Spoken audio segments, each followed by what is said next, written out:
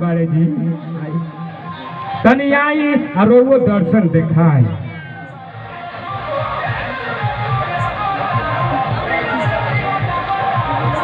हाई देखी तनी जोरदार ताली बजाई ना महाराज।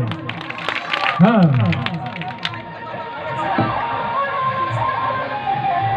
हाँ रघु के महाराज मौका देखा है परेशान बानी। हाँ तो देखिए हमार मानू मतलबी जी है ये समझ ली कि हमारा कॉमेडी में बहुत सहयोग यहाँ के बात है कि ना सटावा बाबा रउआ कॉमेडी बनाई हमरा सहयोग दी। चली मानू मतलबी जी कुछ कहल चाहता जी। आप सबके हमार पैर छू के प्रणाम बा। आप सबके अगर कोनो त्रुटि हो जाए हमारा बात में तो छोट बाबू बच्चा समझ के माफ करब।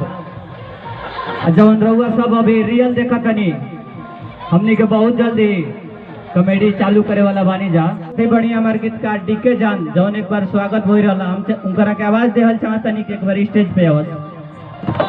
अरे बाबू ई का बोलो है मरे जान ले तो कहा है ठीक है।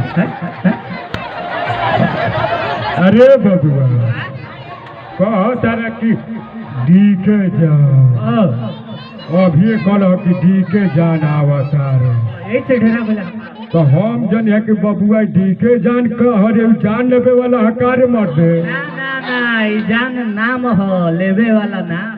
ए बूढ़ा का कह तारू काहे लिवरल जातन जान तारू दिन पर दिन बुढ़ापा छोड़ जाता नु हो। चंपरास लिया दे तनी चंपरास लिया देबा बेटा तो बहुत बढ़िया करबा। काल वे बाजार से लिया तनी बाबू तारा के जगह तार में हई हड्डी जन सुखल भी है एकदम पूरा हरिहरा जाए। तो सुन तारा तो आर मम्मियों बड़ा जवान बिया और हम ये जान जे कि बूढ़ा आ गइल बा। पैसा के बड़ा जाए तनी खा हो के चल। हां तो बबुआ से बना कह दो।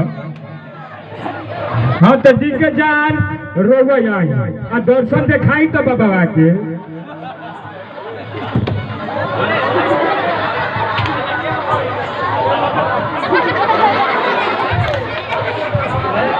नमस्कार प्रणाम भाई लोग। आप सब श्रोता समाज के पैर छू के प्रणाम करते हैं जा। हमने के चाह जाके जैसे सबके प्यार दुलार मिला था वही तरह हम सब पे भी प्यार दुलार अपन बनौले रखें और हमने के कॉमेडी सबके देखें लाइक करें शेयर करें कमेंट में जरूर बताएं कि कॉमेडी कैसा लगा। अभी हमने के कुछ थोड़ा सा डल्ले बन जा ट्रेलर के रूप में।